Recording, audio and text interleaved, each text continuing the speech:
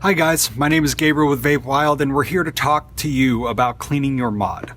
Before we do that, make sure that you click the subscribe button down below so that you can stay up to date with all of our new helpful and fun videos. So just like your cell phone, your mod is covered in bacteria too. We know you're vooping. Don't play. The first thing you should know is using rubbing alcohol or hand sanitizer or warm water on a microfiber cloth or paper towel, damp, not soaked, is perfect for the outside of your mod. This works for all mods and vape pens. And of course, if you have replaceable batteries, there is a little bit more to it. One of the most important places that you want to clean, if you can, is the 510 connection. You can do this with either a dry Q-tip or a pipe cleaner. It's great for the little gunky areas that are in there.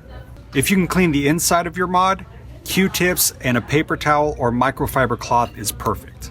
First though, you want to make sure and remove the batteries. We do have a video on battery safety too if you want to check that out. For the inside of your mod, you want to focus on the easier to reach surfaces, like the battery well, the battery connections, and the plated area. And for the corners, a Q-tip is great. Just use the dab and twist method. Now your mod is VOOP free. For now anyway. For a little bit more detail that we didn't cover here, there's a link down in the description to visit our blog. Thank you so much for spending time with us, and if you haven't done so already, make sure you subscribe and hit that bell icon to stay notified for all the new fun and helpful tips that we've got for you. Again, thank you, thank you, thank you.